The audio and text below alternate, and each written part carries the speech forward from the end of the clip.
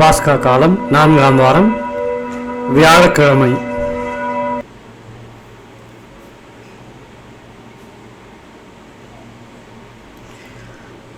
இன்றைய திருப்பலி வாசகத்தின் பதிலுரை பாடல் பல்லவியாக, ஆண்டவரின் பேரன்பை பற்றி நான் என்றும் பாடுவேன்.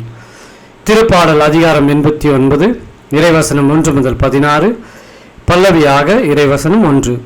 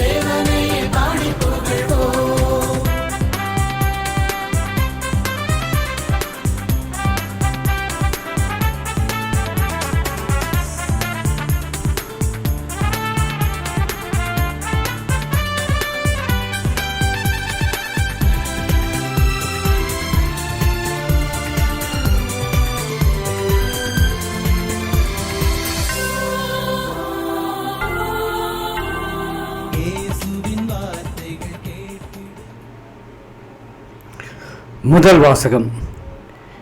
என் மகன் மார்க்குவும் உங்களுக்கு வாழ்த்து கூறுகின்றார். திருத்தூதர் பேதுரு எழுதிய முதல் திருமுகத்திலிருந்து வாசகம். அதிகாரம் 5, இறைவசனம் 5 முதல் 14 முடிய.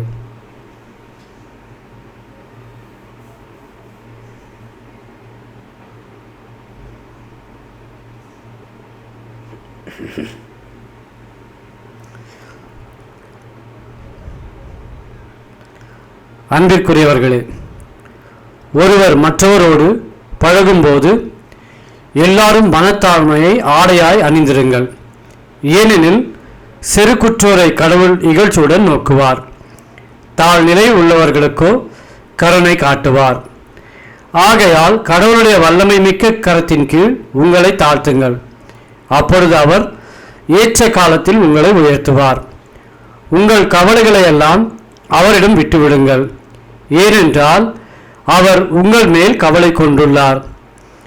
அறிவு தெளிவோடு விழிப்பாயிருங்கள். உங்கள் எதிரியாகிய அலகை யாரை விழுங்கலாம் என கர்ஜிக்கும் சிங்கம் போல தேடித் திரிகிறது. அசையாத நம்பிக்கை கொண்டவர்களாய் அதனை எதிர்த்து நில்லுங்கள். உலகெங்கிலும் உள்ள உங்கள் சகோதர சகோதரிகள் உங்களைப் போலவே துன்பங்களுக்கு உள்ளாகிறார்கள் என்பதை நீங்கள் அறிந்திருக்கிறீர்கள் அல்லவா? எல்லா அருளும் நிறைந்த கடவுள் இயேசு கிறிஸ்துவுக்குள் என்றும் நிலைக்கும் தம் ஆட்சியில் பங்கு கொள்ள உங்களை அழைத்திருக்கிறார். சிறிது கால துன்பங்களுக்கு பின் அவர் உங்களை சீர்படுத்தி, உறுதிப்படுத்தி, வலுப்படுத்தி நிலைநிறுத்துவார். அவரது வல்லமை என்றென்றைக்கும் உள்ளது. ஆமேன். நம்பிக்கைக்குரிய சகோதரன் என நான் கருதும் சில்வான் வழியாக சுருக்கமாக உங்களுக்கு எழுதுள்ளேன். உங்களை ஊக்குவிக்கும் கடவுளுடைய மெய்யான அருளை பற்றி சான்று பகருமே எழுதினேன். இந்த அருளில் நிலைத்திருங்கள். உங்களைப் போலவே தேர்ந்து கொள்ளப்பட்ட பாபிலோன் சபையாரும் என் மகன் மார்க்கு உங்களுக்கு வாழ்த்து கூறுகின்றார்.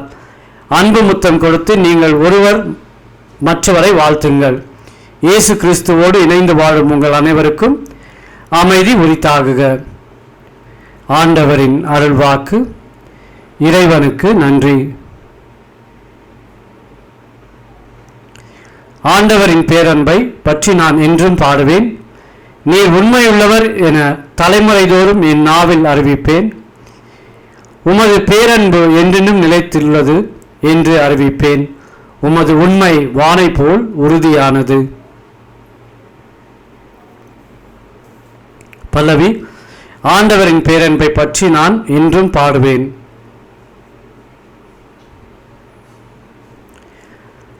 ஆண்டவரே, வானங்கள் உமது வியத்தகு செயல்களை புகழ்கின்றன. தூயவர் குழுவினில் உமது உண்மை விளங்கும். வான்வெளியில் ஆண்டவருக்கு நிகரானவர் யார்? தெய்வமைந்தர் குழுவில் ஆண்டவருக்கு இணையானவர் யார்?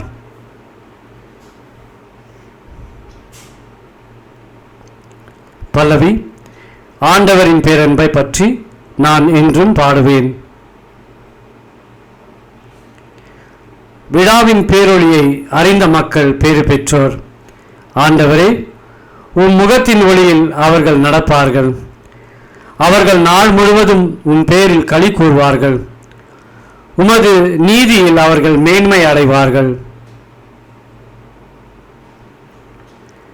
பல்லவி. ஆண்டவரின் பேரன்பை பற்றி நான் என்றும் பாடுவேன்.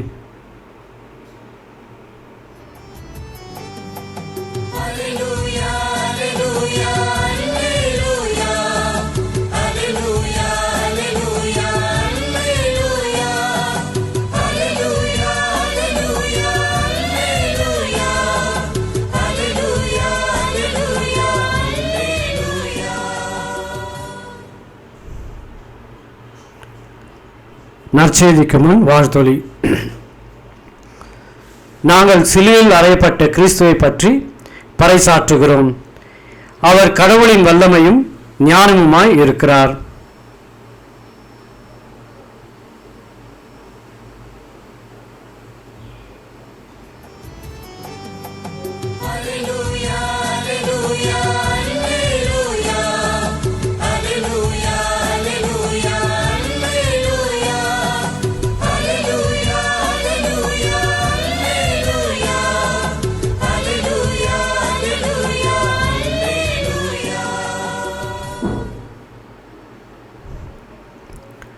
நற்செய்தி வாசகம். படைப்பிற்கெல்லாம் நற்செய்தி பறைசாற்றுங்கள். மார்க் எழுதிய தூய நற்செய்தி வாசகம் அதிகாரம் 16 இறைவசனம் 15 முதல் 20 முடிய.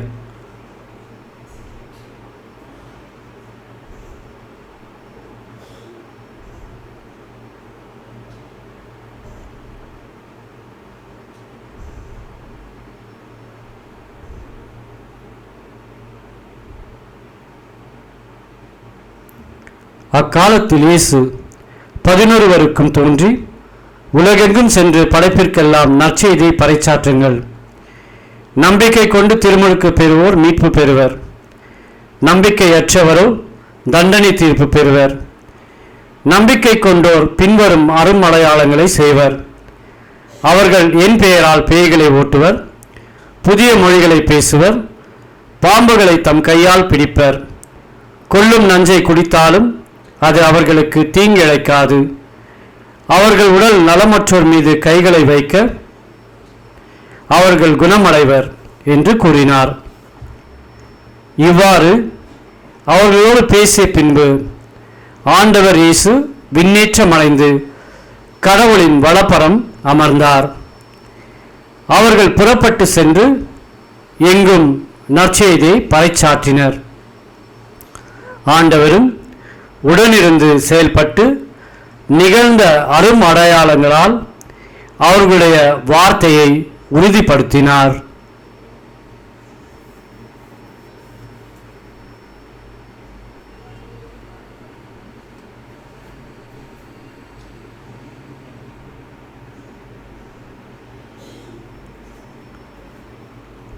ஆண்டவரின் அருள்வாக்கு. கிறிஸ்துவே உமக்கு புகழ்.